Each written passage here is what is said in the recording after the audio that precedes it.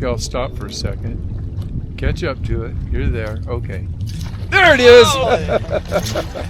Did you see him coming? No, I didn't see him coming. You just envisioned it. I just talk a lot. That's awesome. I love that. Step into the spotlight here. There we go. Stay in the boat. That fish was going to get caught anyway. Hi everyone, thanks for tuning in. Today I'm joined by John Liechty from Xperience Fishing Guide Service, and in this video we'll gear it to what I would call the serious weekend anglers, the fishermen who are spending anywhere from a few days a month on the water all the way up to those fishing multiple times a week. We're covering one of the toughest and most frustrating seasonal transitions in bass fishing. That's the move from the post-spawn period into the summer feeding season. This is the time of year when those shallow fish that seem so easy to find and catch during the spawn suddenly disappear, leaving many anglers struggling to relocate them and find a new consistent pattern. So in this video, John shares his approach to breaking down these difficult transitional movements, and he explains how he stays on the fish during this challenging time of the year. There are few anglers with John's level of experience and insight when it comes to understanding these migrations and adapting to them. And I'll be honest, this was a difficult video for me to edit because there's so much information packed into it, and the topic itself is complicated. But I guarantee if you stick with it, John drops a ton of valuable knowledge throughout this video that can help shorten your learning curve when it comes to this very difficult transitional period. So please stick with me. Excuse my rough edit. We're going to jump into it right now. I'm up here and I'm catching fish for 2 or 3 trips. I'm getting 30-40 fish per outing. I'm getting a couple of big fish every time.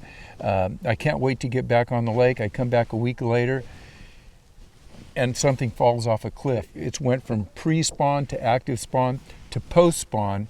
So let's take it from what happens when these fish stop biting in the post-spawn. How do you know that, and what do you start thinking at that point? Well, it is like you said during the spring, they're just all over shallow and you can kind of go anywhere you want and catch fish. Once they leave those areas, it's all about finding them. And the technique to find them and to search for them is to basically prospect as much as you can. You hit as many different kinds of structure and location, main lake, creek channel, and you just need to know what you're looking for. At that point, when you see that these fish are off the beds and the bite's dwindling, do those fish move a long way away from the area where you see the beds or where you caught them last week? And you talked about they don't always move out to deep water. They could move to shallow water. And talk about that, and talk about how quick you will move, and like when you are on that spot, nothing's going on, you move up to the next spot, how far you move, how long you stay there before you move again. Well, on this lake, they spawn pretty much everywhere. Anywhere there's shallow water, there's going to be bedfish. So I'm going to look for things that are kind of adjacent to a spot where a fish could possibly have a bed, or where there were fish in the spring, looking for like a rock pile or a point, or just maybe a bushy bank next to the spawning water, because they're going to move off, and their goal is to rebuild their energy because the spawning can be strenuous on them. And what I'm going to do, John, is maybe point the camera over to this. There's a little cove that will show you. There's a rock point on one side, and there's a rock wall on the other side, and there's a mud bank. Let me turn this camera around. And John, just kind of explain, let's say you were in that cove in there and there were fish spawning, and last week you caught them in there. You come back this week, the beds are empty, there's no males in there. What do? Do you go to the point? Do you go to the rock wall? What do you do as far as bait selection at that point, and kind of talk about that? Yeah, they're going to pull off and they're going to just come over onto this rock kind of wall where the current's blowing down. Like this whole bank down this way. Yeah. This is your transition bank coming into the spawn. They may come in from here and then go in and spawn. Yep. And will they come back out the same way? And they take the reverse route and go so right back down. So if you were, back to this place here, if you were fishing right in here, the first place you would do is try to follow them around the point and up this bank. Yeah. Okay, let's turn this back around. So we've just talked about a small synopsis, or what, I don't know what the word is. Places like that, you don't go far. You just start running down the bank one way or another. If you're catching fish, you go maybe 100 yards. Yeah, that sounds about right. And then if you don't catch fish, you're thinking these fish either went down the other way or they went out to deeper water. And at or that it's point, the wrong time of the day, or the wind's not blowing correctly. I mean, there's a lot of variables that. And do you play change into that. baits? What are the searching baits that you're using at that time? Baits, I like to search a lot with like a big glide bait or a medium size. No, subsurface glide bait, swim bait. It'll pull the fish out. And the big thing that we haven't really talked about is following the bait fish is kind of what you're doing, because the bass, that when they're done spawning, they need to feed themselves. They need to get some food in them. So I'm looking for areas that have shad, bluegill, and baby bass. That's what they're going to be feeding on. And are you always using those bluegill shad colors, or does it matter? Is there a certain color? I know a lot of times, you know, a lot of folks will not use a perfect shad imitation. They'll have some chartreuse on it or something. I think chartreuse is a huge trigger for getting bites, because bluegill have a little tint of chartreuse. And you have to think too that once the bass are done spawning, then the bluegill come into spawn. Show them that fluke that you've been using today. Yeah, That's this been guy. catching fish. Yeah, it's just a standard fluke, but it has a chartreuse tail on it. So just that little change. It turns your bait into the enemy, is what I always say. It gives them a target. The bluegill are going to come into the shallows after the bass have spawned. The bass have all their offspring, which is the little bass fry, and the bluegill will eat those. So the guarding bass are going to see that little target. They're going to see this little bluegill bait like this as the enemy. This has been a favorite of yours for a long time. I love that bait. You turned me on to this years ago. Yep, that is my number one post-spawn all through the summer. I want to be a bluegill because, like I said, the bass hate the bluegill. So, and show me that whopper plopper too.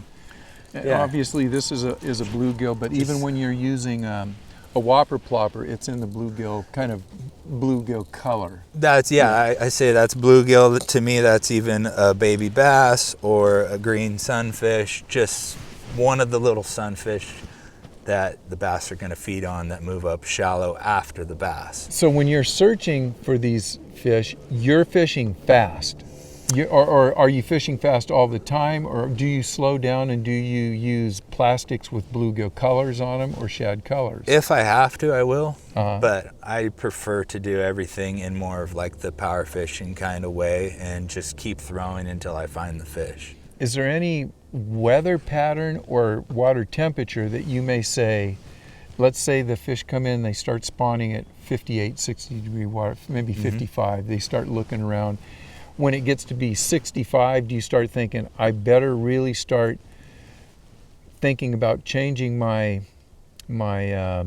tactics, or is it just something that you have to feel year to year?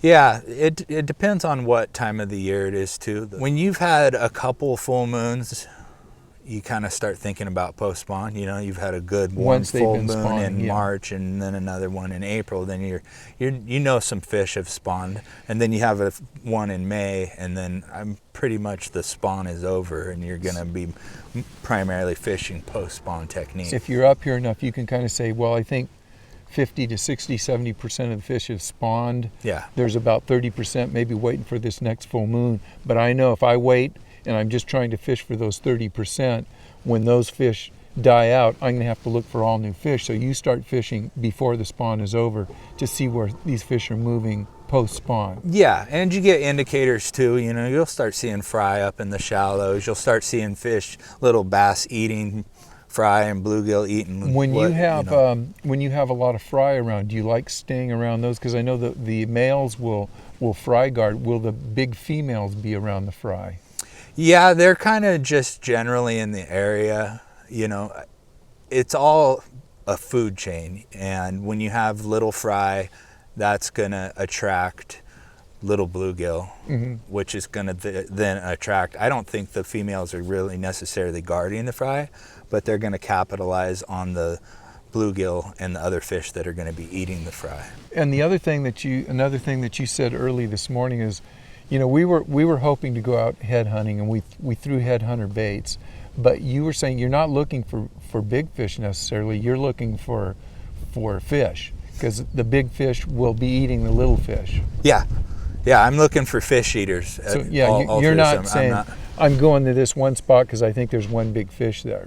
Yeah, I'm thinking I'm trying to find where all the bluegill are starting to move up, because there's no way there's going to be 40 bluegill in a pocket or on the side of a point without a couple real big bass knowing they're there. They're there, they're going to coexist with them, and then when the bluegill makes a mistake, they're going to take one at a time, and then you'll see the big bass, you'll see the bluegill, they're not chasing them, the bluegill aren't scared, nothing's freaking out, and then when the bluegill takes his eye off the big bass and goes and starts sipping on some bass fry, then the big bass comes in and eats it. And that's what we want our lures to mimic, is the one bluegill that forgot the big bass was there. Okay, and that leads me to some other questions.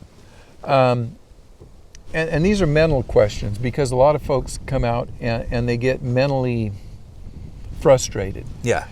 How many times a day will you move?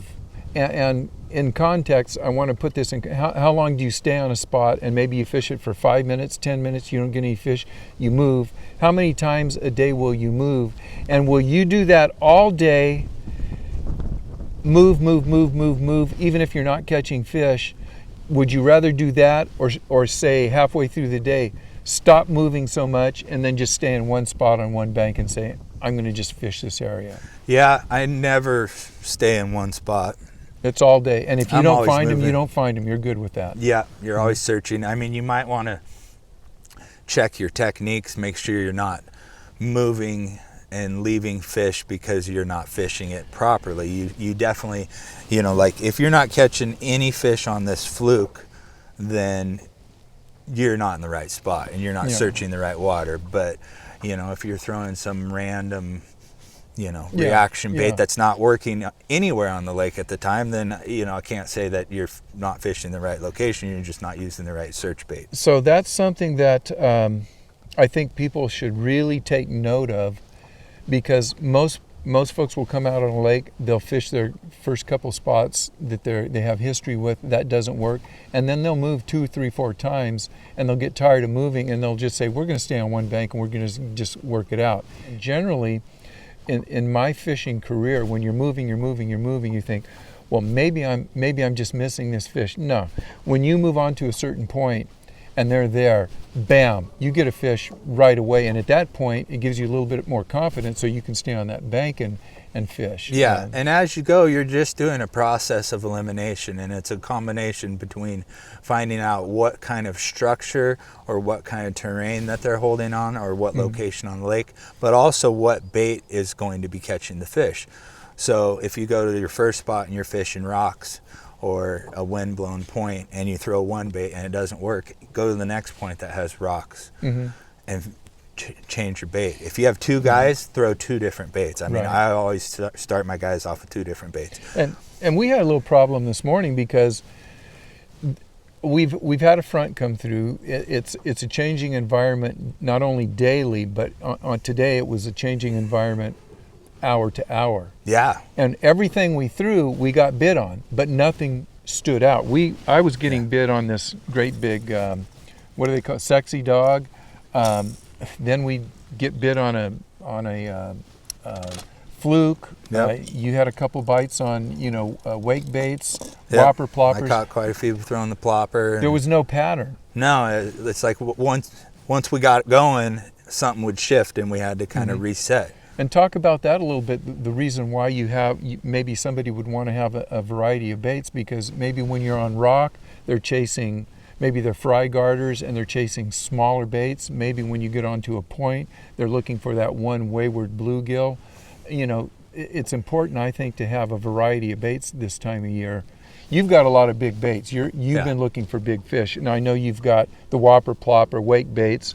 We didn't throw any plastics, but name a few plastics you'd be throwing this time of year. Yeah, we didn't throw any plastics. I try not to throw them if I don't have to. Honestly, I want to catch them on the big bait, try to catch the bigger fish, or even catch them if we're just throwing spinning rods, catch them on topwater, small whopper ploppers or poppers or things like that.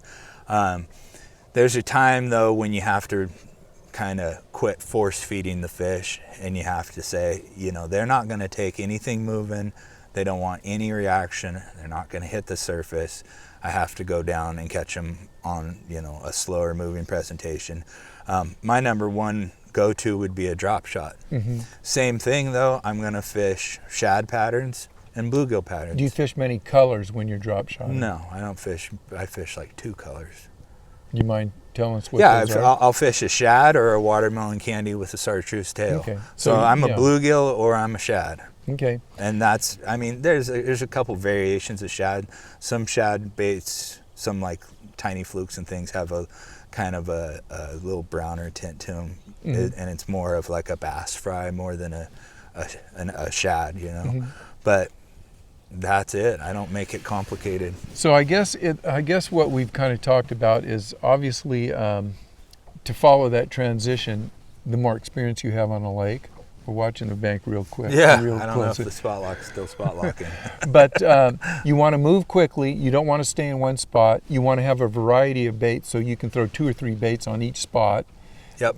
And if you hone in on a bait and a spot, well, then you try to rinse, wash, and repeat. You build. Every cast is a little bit more information, and you just have to keep kind of analyzing what's happening and see if you can expand on it and make it better than what it is. And this time of year, you don't worry about you're catching a bunch of fish, and they're not all big fish. You're going to go through the numbers in order to get your big fish, as is maybe during height of the summer, you may be working early morning, late in the evening with big baits to get that 1 big fish or 2 big fish or whatever, and then in between times you're going to go to different tactics to just get your numbers. Yeah. But this time of year, you don't care about numbers and big fish. They're all grouped together. Yeah, the little fish, I've always called them indicator fish. I'm talking 4 to 6 inch bass or even bluegill. They're going to tell you where the ecosystem is, where the food is, where the bass fry have ended up. And the big fish are going to be in the same spots. You just have to use different techniques to get the bigger ones to bite before you end up catching the little ones. But they absolutely will tell you, you can work a 100-yard stretch down the bank. You get in one little pocket, and you get 5 or 6 little fish coming up trying to, pick a fight with your swim bait or trying to blow up on your topwater.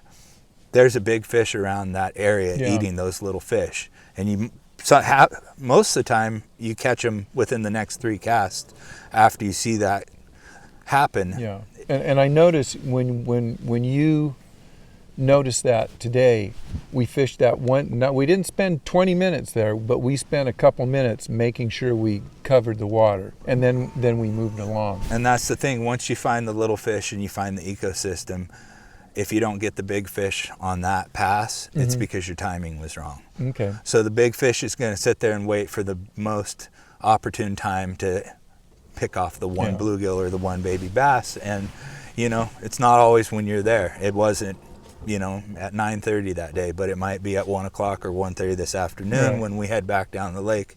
We know where those little fish are. Pretty confident there's a couple big ones right there with them. We'll go out there and we'll try to catch them 3 or 4 or 5 hours later. We can talk about this, and I learn a lot from you just talking about it. But fishing with a guy like John or someone that has experience on a particular lake, and just seeing how he moves around, how quickly he says, yep, this is no good, up, we're gone. Boat ride. How far he goes and how he switches baits is so important, not just for that day of fishing, but once you see that, there's gonna be light bulbs come on and say, I've got to change this, and this. I know I'm not doing what I need to do to catch fish like that guy or John or whoever it may be. Well, you do the same thing I do. We make a lot of decisions just based on the lake conditions and the surface conditions. And I noticed today we were both fishing something that was a little softer and a little lighter when it was flat. And the minute that wind started pushing in the bank, we both went and got our topwater. So it's just kind of watching the surface, watching the surroundings, and picking something that fits with what is actually happening. You don't want to throw the big, loud, obnoxious topwater bait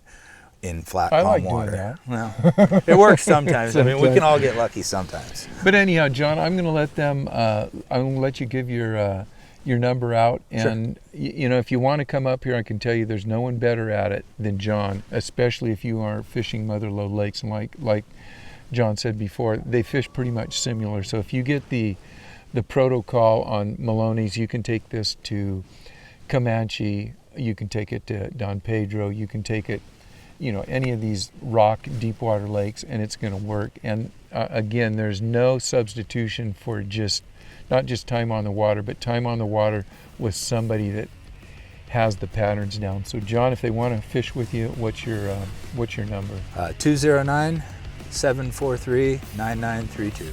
Okay, we'll make sure that that's up there. We got a little bit of time to try to catch a big one today. Yeah, I'm ready to go back to fishing. Okay. That's what we came to do. All right. Thanks for watching, guys, and get out there, go fish, and have fun. Be safe. We'll see you guys on the water. Thank you, Steve.